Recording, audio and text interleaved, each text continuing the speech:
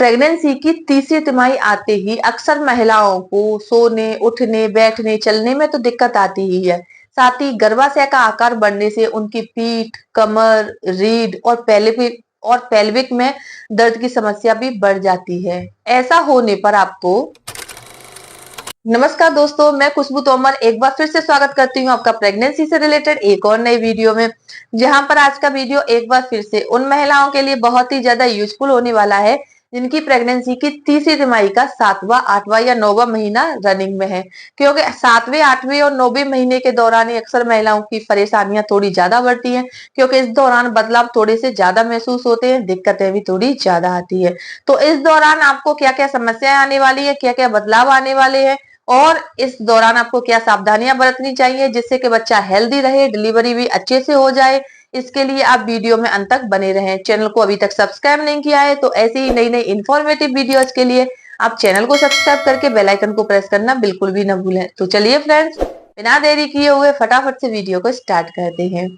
Pregnancy की तीसरी तिमाही का जो समय होता है वो गर्भवती महिलाओं के लिए बहुत ही ज्यादा नाजुक होता है, क्योंकि इस दौरान प्रीमेच्योर डिलीवरी होने का खतरा सबसे ज्यादा रहता है। साथ ही जैसे इस टाइम पर अगर आपकी तीसरी तिमाही चल रही है, इन 7वां, 8वां या 9वां महीना में से कोई सा भी महीना रनिंग में है, तो ये आपके लिए थोड़ी ज्यादा दिक्कत लेके आ सकता है। क्योंकि एकदम से मौसम चेंज हो रहा है, बारिश का मौसम, कभी सर्दी रहती है, कभी गर्मी रहती है और बारिश के बाद तुरंत ही सर्दी आने वाली है।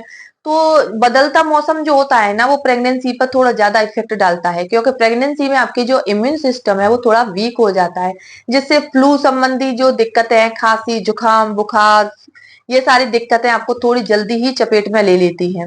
और साथ ही आपकी बॉडी में जब बदलाव आ रहे होते हैं और ये सारी दिक्कतें भी हो रही होती हैं, तो आपकी समस्याएं थोड़ी सी बढ़ जाती हैं। लेकिन प्रेगनेंसी की तीसरी तिमाही के दौरान आपके शरीर में क्या क्या बदलाव आने वाले हैं उनके बारे में चलिए पहले जान लेते हैं। सबसे पहला जो बदलाव या समस्या है वो है रात के समय नींद कम आना और दिन भर आलस रहना।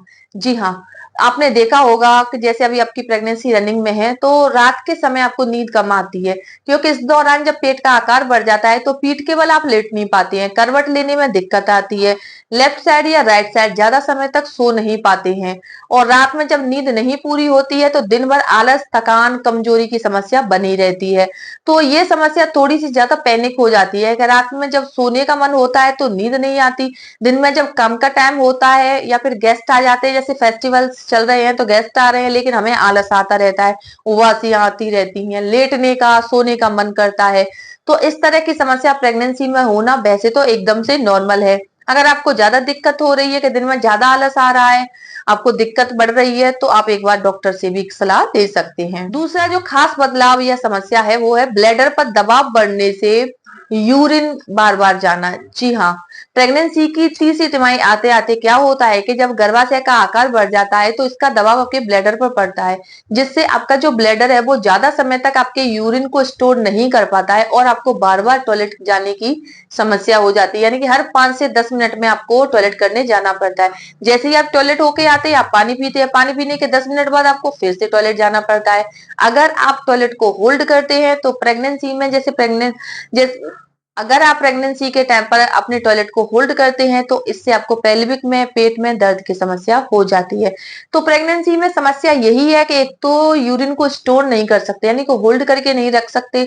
दूसरा, बार बार जाने से क्या है कि थकान और कमजोरी की समस्या भी हो जाती है। प्रेगनेंसी में बार बार पेशाब आना नॉर्मल है, लेकिन अगर आप पेशाब जा रहे हैं, पेशाब के रंग में किसी भी तरह का बदलाव है या फिर जैसे कि पेशाब करते समय आपको स्मेल फील हो रही है, तो ये इन्फेक्शन होने का संकेत भी हो सकता है। इसीलिए ऐसा होने पर आपको डॉक्टर से संपर्क करना है और इससे रिलेटेड जानकारी लेनी है। तीसरा जो खास बदलाव है वो है वजन बढ़ना। जी हाँ, तीसरी तिमाही के दौरान अक्सर महिलाओं का वजन तेजी से बढ़ता है। दूसरी तिमाही तक आप जितना भी खा रही होती हैं वो आपके शरीर में जाता है, लेकिन तीसरी तिमाही के दौरान ऐसा ही बोलते हैं, हमारे बुजुर्ग भी बोलते हैं कि बच्चे पर सारी चीजें जाती है। यानी गर्भवती महिला के शरीर में सारी चीजें नहीं लगती हैं, सारी विटामिन, प्रोटीन, न्यूट्रिशन जो होते हैं वो बच्चे तक जाते हैं, बच्चा हेल्दी होता है और आपका पेट का आकार भी तीसरी तिमाही के दौरान ही ज्यादा बढ़ता है। और जब पेट का आकार बढ़ता है तो आपको चलने फिरने, उठने बैठने में दिक्कतें बढ़ जाती हैं। एक बार जब जमीन पर बैठ जाती हैं तो खड़े होने में बड़ी दिक्कत होती है। तो प्रेगनेंसी की तीसरी तिमाही के दौरान जैसे आपको उठने बैठने में दिक्कत हो रही है तो आप कोशिश कीजिए कि जमीन पर कम बैठे, कुर्सी पर, सोफा पर या स्टूल पर बैठने की कोशिश कीजिए, जिससे कि उठने बैठने में आपको दिक्कत ना आए। इसके साथ ही जैसे प्रेगनेंसी की तीसरी तिमाही के दौरान सोने में भी दिक्कत आती है, क्योंकि पेट का आकार जब बढ़ जाता है तो करवट ठीक से नहीं ले पाती हैं। कई बार करवट जब भी लेते हैं लेफ्ट साइड या राइट साइड तो बेबी की मूवमेंट्स बढ़ जाती हैं, तो ऐसा लगता है कि कहीं कोई दिक्कत तो नहीं है। तो इस तरह से रात में ठीक से सो नहीं पाते हैं, जिससे दिन भर में थकान बनी रहती है। तो इस तरह की समस्या होने पर आप डॉक्टर से सलाह ले सकते हैं, और अगर रात में नींद पूरी नहीं हो रही है तो दिन में आप 1 से 2 घंटे सोने की कोशिश कीजिए। चौथा जो खास बदलाव है वो है नाभि का अंदर या बाहर होना। जी हाँ, तीसरी तिमाही आते आते अक्सर महिलाएं देखती हैं कि उनकी जो नाभि है वो उभर कर बाहर आने लग जाती है। वहीं कुछ महिलाओं की जो नाभि है वो एकदम पहले बाहर थी लेकिन अंदर की तरफ हो जाती है।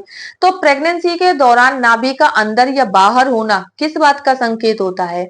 किस तरह के इस तरह नाभि को देखकर किस तरह के अनुमान लगाए जाते हैं? आज भी हमारी समाज में कई तरह के अनुमान फैले हुए हैं।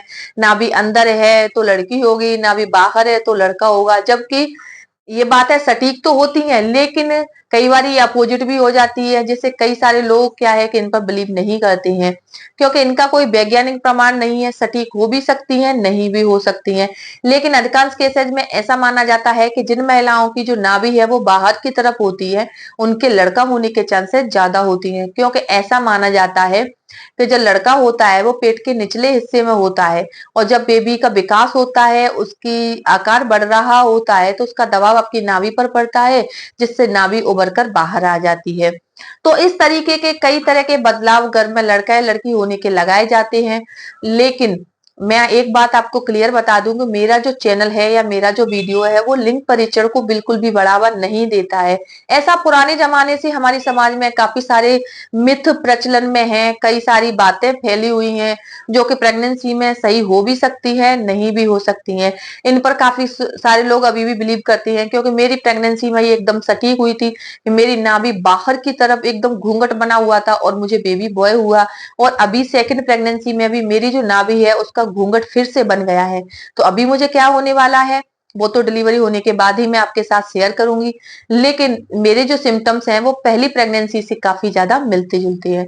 अब देखिए, बात करते हैं कि तीसरी तिमाही के दौरान आपको क्या क्या सावधानियां बरतनी है। पेट का आकार ज्यादा बढ़ जाता है, उठने बैठने में आपको दिक्कत आ रही है, सोने में दिक्कत आ रही है, कोशिश कीजिए कि आपके पेल्विक पीठ पर दबाव ना पड़े। इसके लिए आपको बार बार किसी भी चीज को उठाने के लिए झुकना नहीं है। तीसरी तिमाही के दौरान पीठ के बल सोने से बचना है, यानी कि पीठ के बल सोने से आपको बिल्कुल अवॉइड करना है। इससे क्या है कि रीढ़ में, पीठ में, पेल्विक में आपको दर्द की समस्या हो सकती है। प्रेगनेंसी की तीसरी तिमाही के दौरान आपको गलत पोजीशन में उठने, बैठने और सोने से बचना चाहिए, क्योंकि इससे आपको कई तरह की दिक्कतें बढ़ जाती हैं। पैरों में सूजन आ सकती है, पैरों में क्रैम्प्स आ सकते हैं, नसें बार बार चढ़ सकती हैं जिससे बहुत ज्यादा दर्द होता है। तो इस तरह की समस्याओं से बचने के लिए आपको याद रखना है कि गलत पोजीशन में किसी भी काम को नहीं करना है। अगर आपको नहीं आइडिया है तो आप हमें कमेंट से पूछ सकते हैं। वीडियो में बताई गई इन्फॉर्मेशन अपने लिए यूजफुल लगती है तो वीडियो को ज्यादा से ज्यादा लाइक करें और चैनल को सब्सक्राइब करना बिल्कुल भी ना भूलें।